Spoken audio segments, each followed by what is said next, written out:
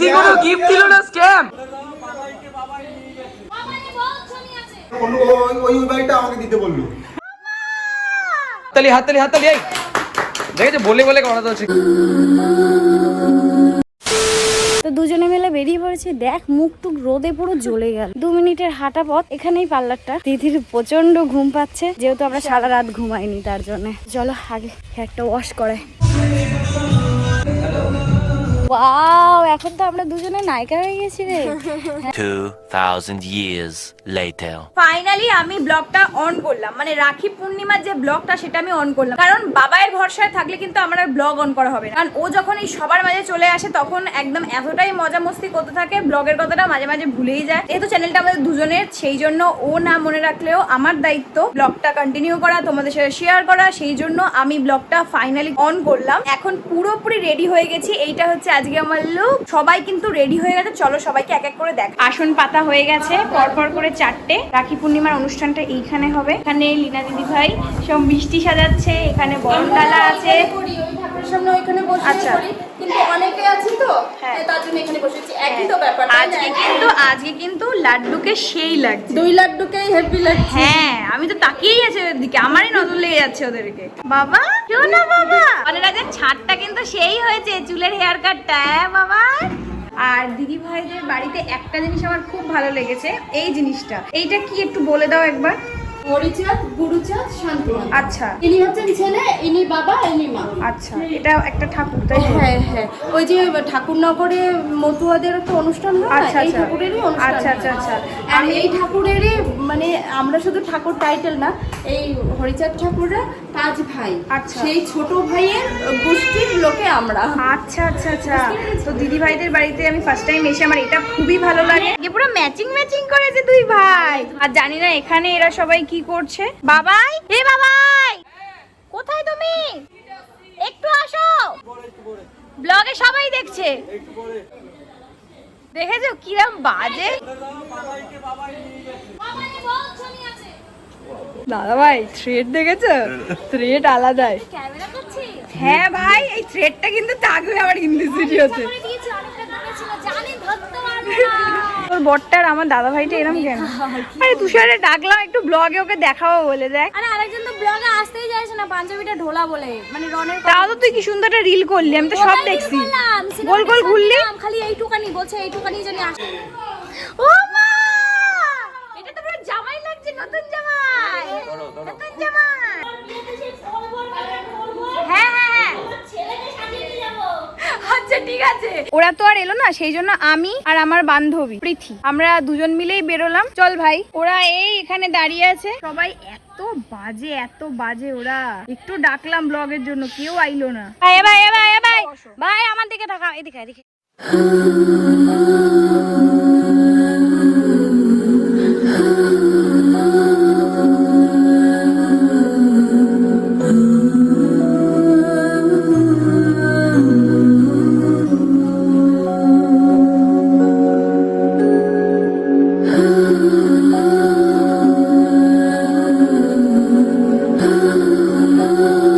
এখানে কি মনে হচ্ছে দেখে?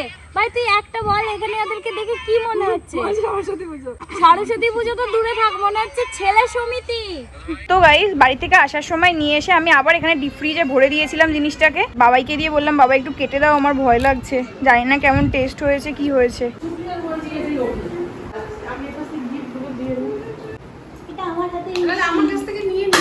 হাততালি এই দেখেছো, বলে বলে করাতে হচ্ছে। কি দাদা তোমার? নিজে হাতে বানিয়ে এনেছে। এটা স্পেশালি আমার জন্য, তো আমি মিষ্টি ভালো খাই তাই।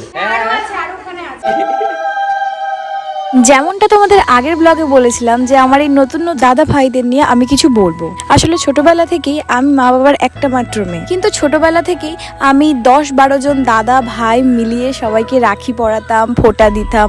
কিন্তু একটা কথা আছে না, যে তুমি ভাবলেই যে তারা তোমাকে সেটা ভাববে, এর কোনো মানে নেই। সেরকমই আমি দাদা ভেবেছি বলে যে তারাও আমাকে বোন ভেবে স্নেহ করবে, সেটা কিন্তু কোথাও লেখা নেই। কিন্তু একটা আশ্চর্য ব্যাপার দেখো, আমি এতগুলো দাদা ভাই পেয়ে গেছি যারা আমাকে যেরকম রাগায়, শাসন করে সেরকমই বোনের মতো ভালোবাসে, স্নেহ করে। যাক, বেশি বললে হয়তো ইমোশনাল হয়ে যাব। তোমরা ভিডিওটা কন্টিনিউ দেখতে থাকো, একদম স্কিপ করবে না। আর এই ছোট্ট বোনের তরফ থেকে পৃথিবীর সমস্ত দাদা ভাইদের আরো একবার হ্যাপি রক্ষাবন্ধন। দাদা নমো করো করতে হয় যদি না যদি করতে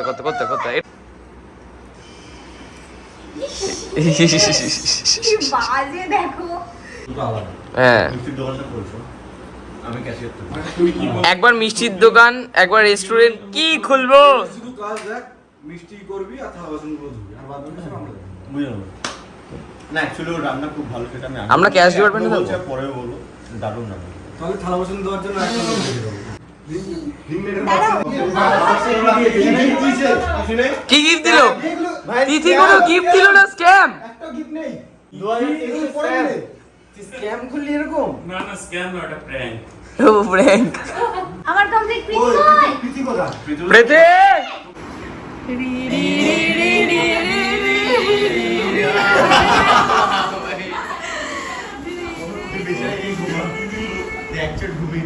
তোর সাথে সাথে কাকিমণিকেও এসে গেছে পেছনে, কাকিমণি হাসছে দেখে দেখে। আরেকটা ব্যাপার, আমার সাথে সাথে কিন্তু বাবাইও অনেকগুলো দিদি আর বোন পেয়েছে মিষ্টি পাখির সাথে সাথে। আর এই শুভ দিনে আমি ভগবানের কাছে এটাই প্রার্থনা করি, আমাদের এই ভাই বোনের সম্পর্ক যেন এইভাবেই অটুট থাকে। তোমরাও আশীর্বাদ করো।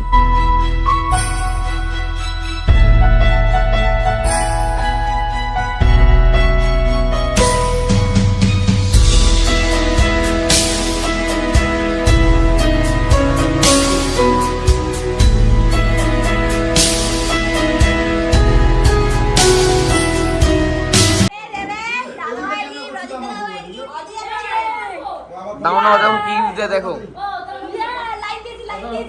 দেখো ভাই, নেই কোনো স্পন্সর, নেই হাতে টাকা, হ্যাঁ, তাই সমস্ত বোন আর দিদিদের জন্য এনেছি একটি করে দিকের পাতা।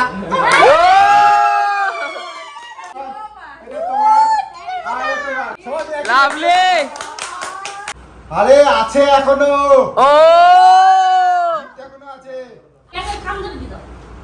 ও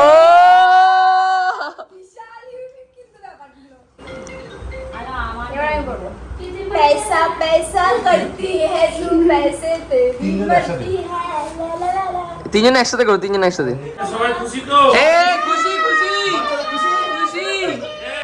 পুচকে গুলো কোথায়? যা যা, পুচকের মায়ের গুলো তো দিয়ে দাও। যাদের যাদের বাচ্চা আছে লাইন দিয়ে দাঁড়িয়ে পড়ুন। আমার বাচ্চা আছে একটা, দাও সবাই লাইন দিয়ে দাঁড়িয়ে পড়ো যাদের যাদের বাচ্চা আছে। তাদের দাও। বলিও দেওয়া হবে। এ আমাদের